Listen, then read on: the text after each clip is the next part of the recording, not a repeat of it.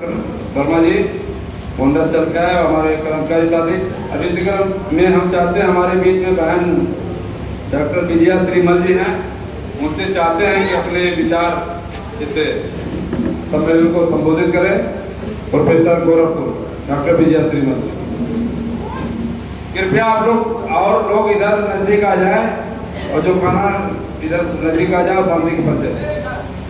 मुझे मंच देने के लिए पहले आर्जन बस्ती को धन्यवाद और ऐसे सुंदर कार्यक्रम कराने और हमें बुलाने के लिए भी आपको साधुवाद।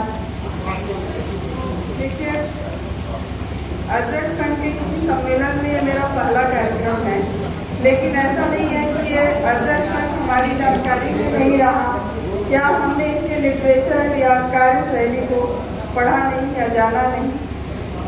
सर जो है उमेश चंद वर्मा जी हमें कई दफे बुला चुके, लेकिन जब भी वो बुलाते तो कुछ न कुछ असुविधा होने के नाते आ नहीं पाए। पहली बार तो मुझे याद है कि मेरी तबीयत इतनी खराब थी कि मैं नहीं आ पाई, जब महाराज ने हमसे जाके रहते पटेल और अन्य लोग आए। ठीक है, आप सब लोग को देखकर मैं काफी देर थी। वास्तव में जब अध्यक्ष संघ की स्थापना की गई होगी या उसके वो जब एक्टिव मोड में रहा होगा तो निश्चित रूप से वो इतना समसामयिक और इतना ज्वलंत होगा जो लोगों के अंदर एक दृढ़ संकल्प भरा, जिससे हमारे सामने एक उम्र मतलब एक हमें लग रहा है कि 50 साल से ज्यादा उम्र वाले लोगों की संख्या ज्यादा दिख रही है।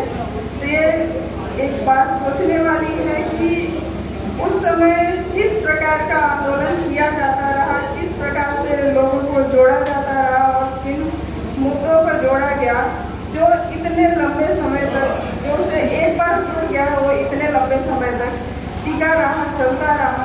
और हमें लगता है कि आप सभी लोग जो है हर साल इसी तरह से आते रहे। फिर भी नए उम्र के लोगों की संख्या इसमें कम है और मुझे नहीं पता कि क्यों कम है, जो भी कारण रहा है। तो अध्यक्ष संघ के लिटरेचर को हमने जब देखा तो देखा महाराज भारती और डॉक्टर राम स्वरूप वर्मा जी के लिखे हुए ही किताबें हैं हमारे पास।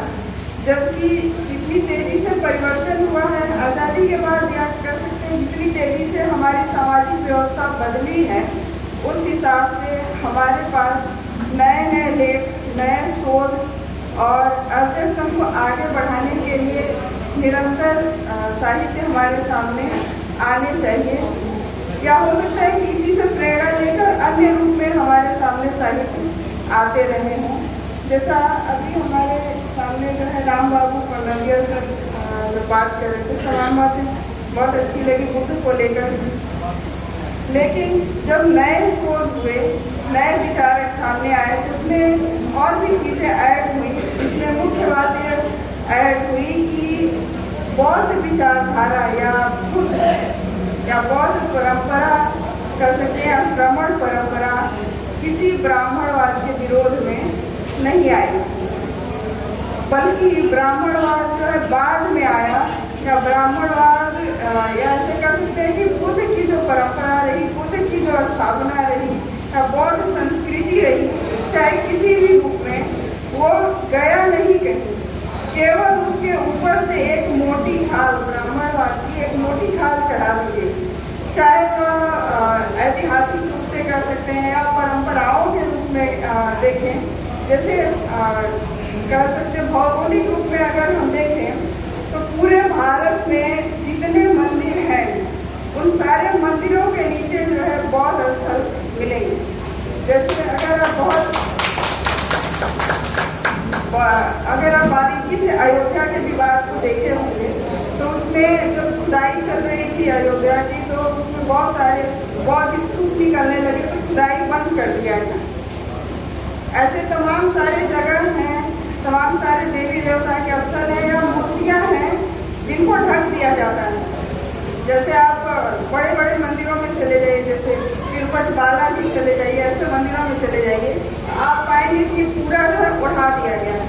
यहाँ पे जो है ऊपर से एक आवरण लगा दिया और यहाँ तक ढक दिया गया, यानी उस मूर्ति का केवल जितना दूर मास्क लगाया जाता है उससे भी कम दिखाई देता है और वो तमाम तरह के कोई बालाजी तो कोई कान्हा जी तो कोई बुद्ध है और उसमें मैया के रूप में बना दिया गया कि बुढ़िया मैया या कह सकते हैं कि लक्ष्मी जी, तमाम तरह के मतलब अधिकांश मंदिरों की यही इस तरह की खाद बनाई जाती है।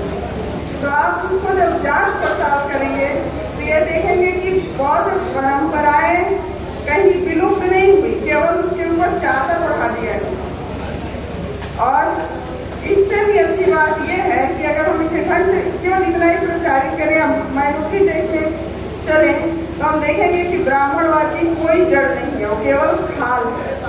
और कुछ लोगों को बैठे बिठाए खाने पीने का एक तरीका है और बैठे बिठाए जो है ऊंचे बनने का आप कह सकते हैं एक तरीका जो है ब्राह्मणवाद के रूप में उभरा है। अगर लिटरेचर में देखेंगे तो बौद्ध लिटरेचर में देखेंगे तो ब्राह्मण शब्द आया है, लेकिन बौद्ध लिटरेचर में कहीं ब्राह्मण या ब्राह्मणवाद शब्द नहीं आया। जबकि उनके लिटरेचर में देखेंगे तो तमाम सारे श्लोक में बुद्ध की चर्चा होती है या बौद्ध की पीढ़ियों की चर्चा पाई जाती है। इसका अर्थ यही निकलता है कि जिसकी चर्चा की गई वो पहले रहा तो तभी तो चर्चा की गई। यानी जो बुद्ध की परंपरा है वो बहुत पुरानी परंपरा है, सिंधु सभ्यता से लेके तमाम खुदाई की गई तो ये भी पाया गया कि गौतम बुद्ध के पहले 28 और बुद्ध हुए जो कि परंपराएं चली आई। या इसको हम ऐसे कहेंगे जब हम अपने विचारधारा की बात कर रहे हैं और उसे हम कहेंगे कि ये हमारा विचारधारा ब्राह्मणवाद के खिलाफ है, तो लगता है कि हम तो किसी के खिलाफ लड़ रहे हैं। ऐसा महसूस होता है कि हम एक व्यवस्था है उस व्यवस्था के खिलाफ लड़ रहे हैं, जबकि वास्तविकता ये है कि हम एक व्यवस्था है जिसके शोषण के जिसके छल कपट के रूप में एक व्यवस्था कुछ लोगों ने मिलकर बना दी, जिससे उन्हें बैठे बिठाए श्रेष्ठ भोजन, श्रेष्ठ पानी और श्रेष्ठता का प्रमाण पत्र मिल गया। तो हम उसके खिलाफ नहीं है, बल्कि वो हमारे खिलाफ एक साजिश षड्यंत्रकारी। ये बिल्कुल अगर ऐसे इसको हम ऐसे बात करें कि हम घर में या खेती किसानी कर रहे हैं, अन्न हमने उपजाया या खेत में हमने अन्न लगा दिया और कोई चोर आके उसको चोरी कर ले गया, तो हम ये थोड़ी कहेंगे कि हम चोरों के खिलाफ हैं। चोर हमारे खिलाफ, काम हमने पहले किया है। तो इस बात को समझने की जरूरत है और ये सारी बातें जो है नए शोध से, नए लिटरेचर से आएंगी और छोटे से लेकर बड़े स्तर पर तमाम साहित्य अब तक हमारे बीच में मौजूद है, उन्हें पढ़ा जाना चाहिए। इसके साथ ही मानविकी वर्ग के शोधों में देखा जाए, जिसमें तो बेसिकली विज्ञान की छात्रा रही, साइंस बैकग्राउंड रहा है, लेकिन मानविकी वर्ग के शोधों में देखा जाए तो जितनी तेजी से बदलाव आ रहे, टेक्नोलॉजी आ रही, हमारे पास मोबाइल फोन आ गए और जितनी तेजी से बदलाव हो रहा है उतनी तेजी से हमें किस प्रकार से विचारोपण करना है, किस प्रकार से विचारधारा को आगे ले जाना है, क्या वो तरीके होने चाहिए, क्या बेहतर तरीके होने चाहिए। सबसे ज़्यादा हमें इस पर शोध करने की जरूरत है और शोध नहीं और इसको लागू करने की भी जरूरत है।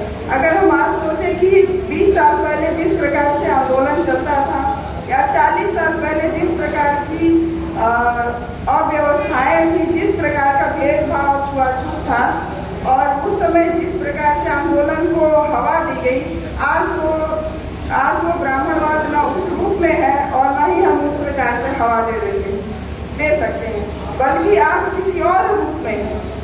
आज उसके साथ पूंजीवाद का चोली रामन का साथ है, तो हमें आज उनको दूसरे तरीके से बताना पड़ेगा।